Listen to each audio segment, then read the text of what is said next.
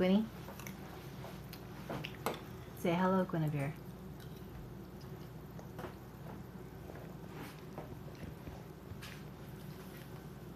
Say good morning. All right. Psalm 78. It's really long, and it's been dragging trying to get chores done with the kids today because they've not been in the right mood. So we'll probably just read part of it.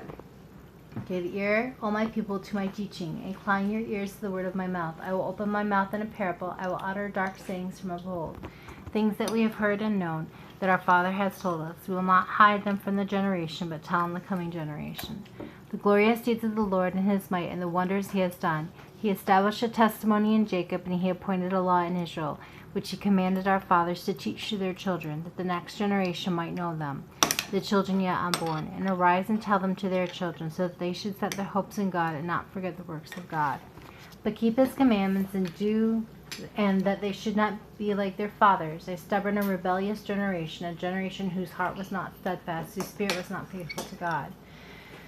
The Ephraimites, armed with the bow, turned back to the day of battle. They did not keep God's covenant, but refused to walk according to his law.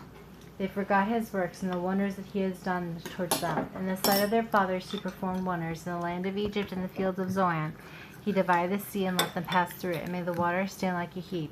In the daytime he led them with a cloud, and all the night in a fiery light. He split rocks in the wilderness and gave them drink abundantly as from the deep. He made streams come out of the rocks and caused waters to flow down like rivers.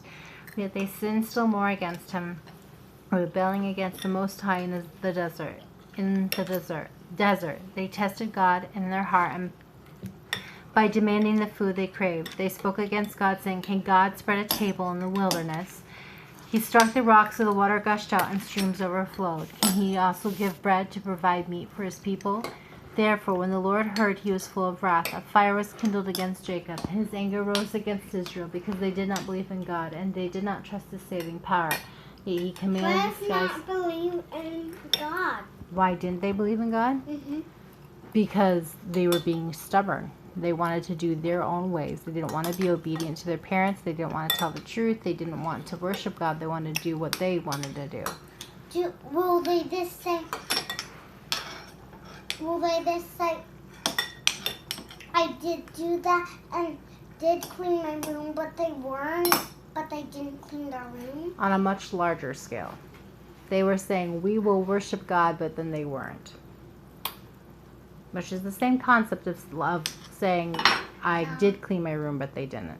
Okay. Bye. No, almost. Then I'll get you food, more food. Yet he commanded the skies above them and opened the doors of heaven. He rained down on them manna to eat and gave them the grain of heaven. Man ate the bread of the angels. He sent them food in abundance. He caused the east wind to blow in the heavens. In his power he let out the south wind.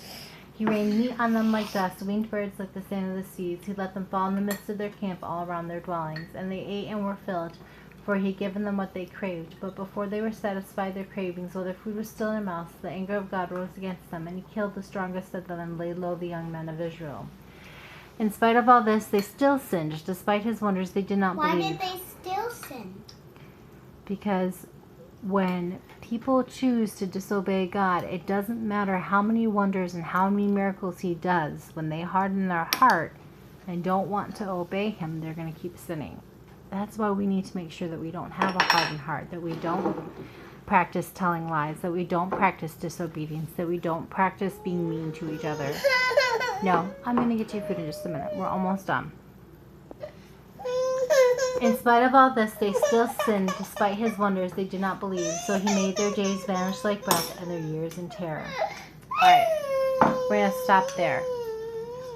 Psalm 78. Halfway through, we stopped at 33. Can you say goodbye? Bye. Bye.